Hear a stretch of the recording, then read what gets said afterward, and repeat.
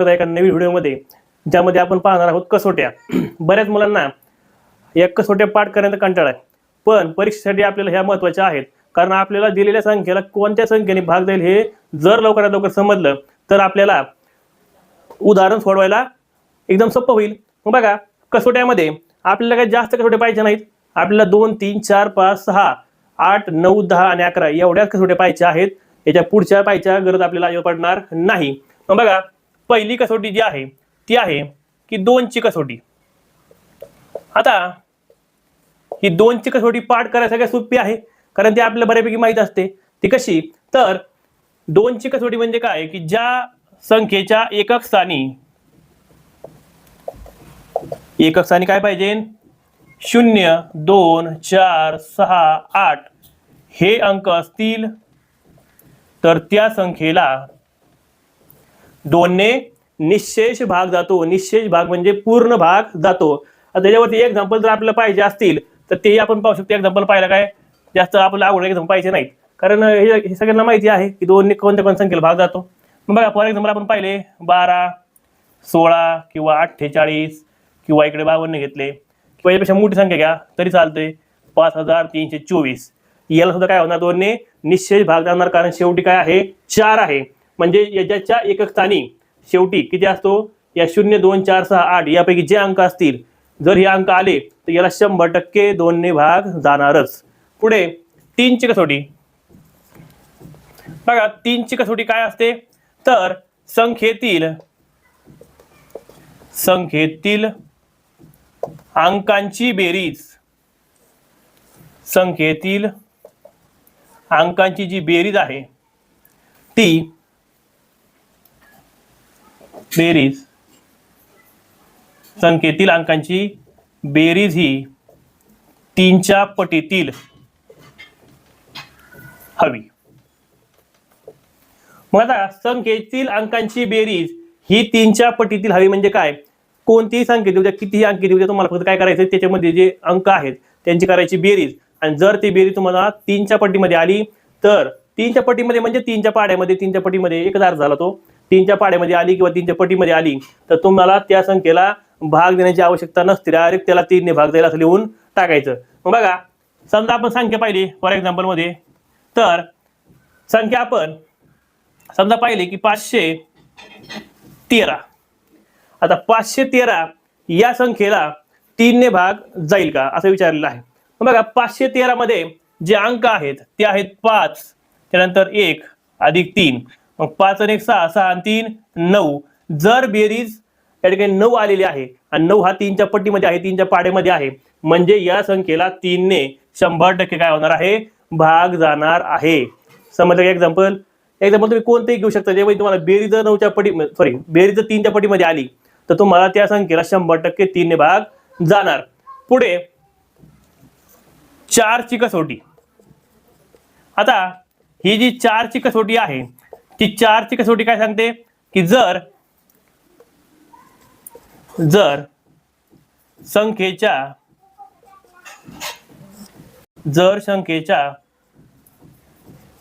शेवटच्या 2 अंकांना, संख्येच्या शेवटच्या 2 अंकांना 4 ने भाग गेला तर त्या पूर्ण संख्येला 4 ने निशेष भाग जातो. किंवा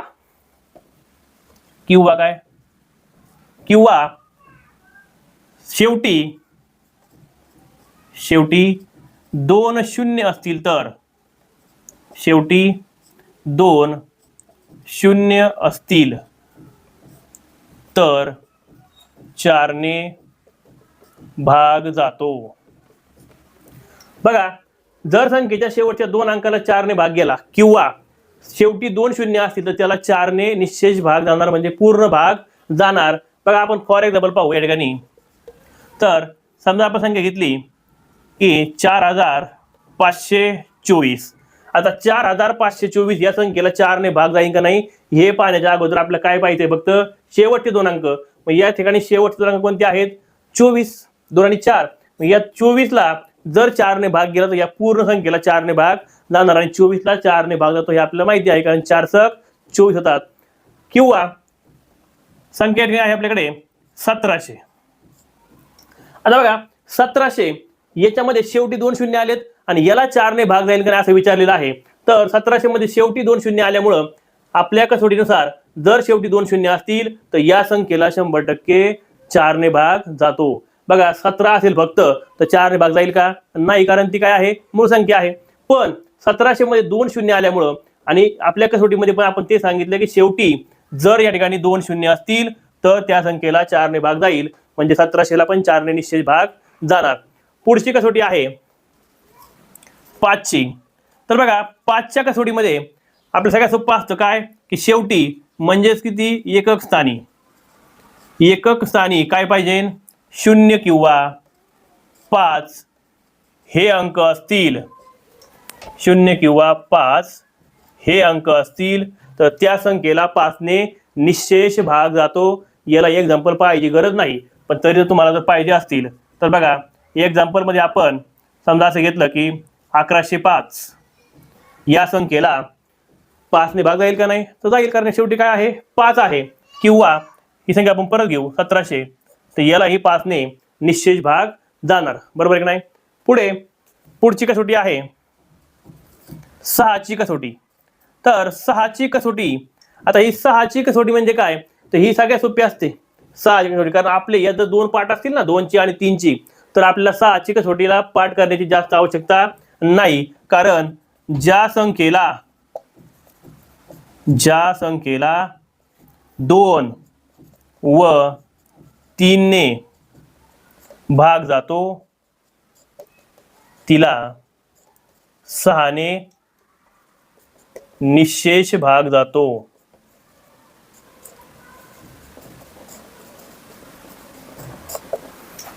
समजलं का? 2 ने 3 ने भाग गेला तर तिला 6 ने 100% भाग जाणार आहे. मग बघा फॉर एक्झाम्पल आपल्याला जर पाहिजे असेल तर ही संख्या आपण घेऊ बघा 108. आता या 108 ला 2 ने भाग जाईल का? नाही तर जाईल. का? कारण शेवटी या ठिकाणी 8 आहे. एकक स्थानी काय असेल 0 2 4 6 8 असतील तर 2 ने भाग जातो. 3 जाईल का? नाही. ते तिघांची जर बेरीज केली तर 8 0 8 आणि हा 1 म्हणजे 8 ने किती झाले 9. बेरीज 9 आली म्हणजे 3 ने भाग गेला, 2 ने पण गेला, 3 ने पण गेला, म्हणजे 6 ने 100% याला भाग जाणार आहे. त्यानंतर 7 ला काय कसोटी नाही.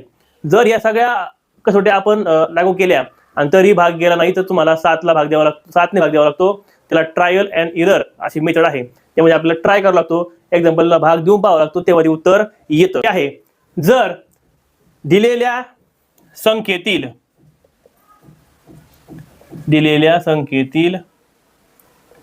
शेवटच्या 3 अंकांना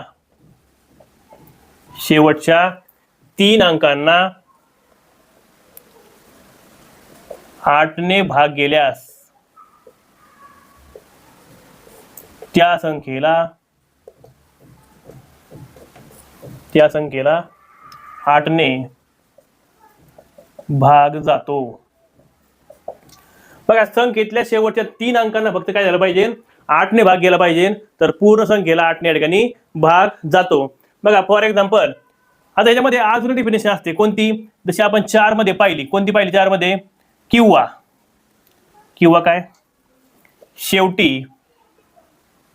शेवटी 3 शून्य असल्यास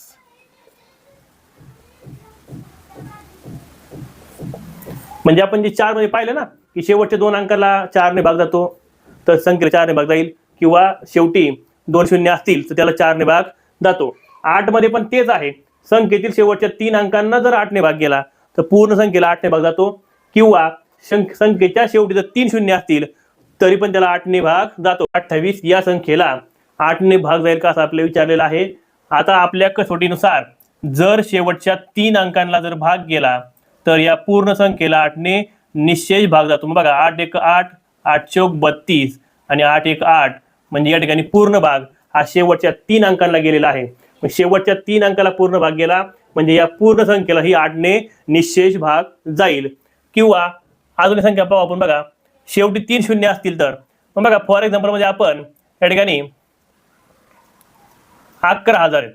ओके, आता या 11,000ला 8 ने भाग जाईल का नाही? तर जाईल, कारण का शेवटी काय आहेत? 3 शून्य आहेत. जर शेवटी 3 शून्य असेल तर 8 ने निश्चित भाग जातो. समजलंय? पुढे 9 ची कसोटी बघा. 9 ची कसोटी काय आहे? जी कसोटी 3 मध्ये आहे तीच त्याच प्रकारची कशामध्ये आहे? 9 मध्ये आहे. म्हणजे काय की संख्येतील अंकांची बेरीज 9च्या पटीतील किंवा पाड्यातील असावी. संख्येतील अंकांची बेरीज काय असावी? 9च्या पटीतील किंवा 9च्या पाड्यातली असावी. सर्व अंकांची बेरीज करायची ती किती पाहिजे तुम्हाला? 9च्या पटीमधली पाहिजे किंवा 9च्या पाड्यामधली पाहिजे. दोन्हीचा अर्थ एकच झालेला आहे. बघा फॉर एक्झाम्पल जर आपण पाहायला गेलो तर बघा 153. आता 153 या संख्येला 9 ने भाग जाईल का नाही? तर या सगळ्यांची तुम्हाला बेरीज करावं लागेल. 1 + 5 + 3. आता 5 आणि 3 8 आणि किती झाले? 9. म्हणजे याची बेरीज किती आली होती? 9. 9 बेरीज आली म्हणजे 153 ला 100% 9 ने भाग जाणार आहे. याच्यापेक्षा जर आपण मोठे अंक घ्यायचे प्रयत्न केले तर बघा 4 5 7 8 9 3 आणि 6. आता बघा हे आपण अंक घेतले. आता हे अंक घेतल्यानंतर आपण याच्यामध्ये फक्त काय करतो? ह्याची बेरीज करायची. आता ह्याची बेरीज जर 9च्या पटीमध्ये आली तर ते आपलं उत्तर बरोबर असणार. मग बघा 4 आणि 5 9 9 7 16 16 आणि 8 24 24 आणि 9 33 33 आणि 3 36 36 आणि 6. तर 36 आणि 6 किती होतात? 42. म्हणजे या संख्येला 9 ने भाग जाणार नाही. 10 ची कसोटी बघा. 10 ची कसोटी सगळ्यात सोपी असते.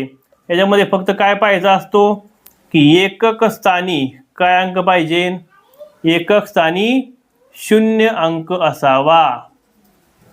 म्हणजे ज्या संख्येच्या एकक स्थानी 0 अंक असेल त्याला 10 ने 100% भाग जातो. त्यानंतर आता यामध्ये एक्झाम्पल तुम्हाला पाहिजे असतीलच तर आपण पाहू शकतो. एक्झाम्पल लई लांबचं कशाला? 100. तर 100 ला 10 ने भाग जाईल. किंवा दुसरी कोणती बघा तुमची इच्छा असेल तर आपण समजा पाहिली की 1120 याला 10 ने भाग जाईल का नाही? तर जाईल, कारण शेवटी काय आहे? 0 आहे. पुढे शेवटची आहे याच्यामध्ये 11 ची कसोटी. ही कसोटी सर्वात महत्वाची आहे. परीक्षेमध्ये याच्यावरती जास्त करून प्रश्न असतात. तर बघा 11 ची कसोटी पाहत असताना आपलं हे माहित पाहिजे की संख्येतील सम व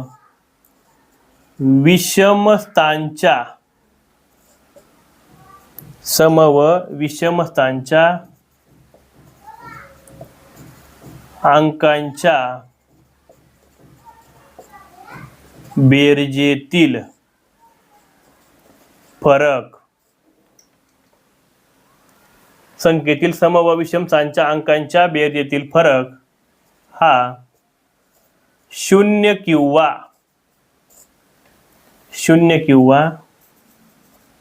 11च्या पटीत असावा. 0 किंवा 11च्या पटीत असावा. बघा आता याच्यात आपले एक्झाम्पल पाहिजे असतील तर बघा फॉर एक्झाम्पल या ठिकाणी 1331.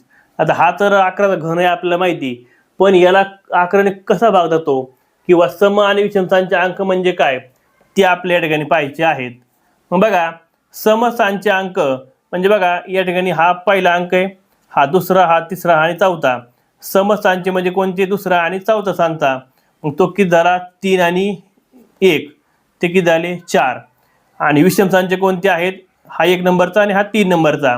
म्हणजे 1 + 3 = 4. आणि या दोघातला जो फरक आहे तो या दोघातला फरक हा किती आलेला आहे? 0. कारण 4 मधून 4 गेले, 0 राहिले. म्हणजे तुम्हाला या 1331 ला 100% 11ने भाग जाणार. दुसरं कोणतंही एक्झाम्पल आपण जर घेतलं असतं यासाठी तरी आपल्याला ते सोडवता आलं असतं. समजा फॉर एक्झाम्पल आपण घेतलं या ठिकाणी तर 132. आता 132 ला 11ने भाग जाईल का नाही? तर या दोघांची बेरीज हे किती आलेली आहे? 3 आणि हा हे आहे द्विषम स्थानचा अंक आणि हा मधला जो आहे 3 तो आहे समस्थानचा अंक. या दोघांची जर आपण वजाबाकी केली तर ते किती येते 0. म्हणजे त्याचा जो फरक आहे तो किती आलेला आहे 0 किंवा 11च्या पटीमध्ये असेल तर त्याला संख्येला 11ने भाग जातो. समजले का? कसोट्या पाठ असणे आपलं खूप गरजेचं आहे परीक्षेसाठी. त्याच्यामुळं हे सर्वांनी व्यवस्थित पाहायचं. व्हिडिओ आवडल्यास लाईक करा, शेअर करा, सबस्क्राईब करा आणि इन्स्टाला फॉलो करा विसरू नका. धन्यवाद.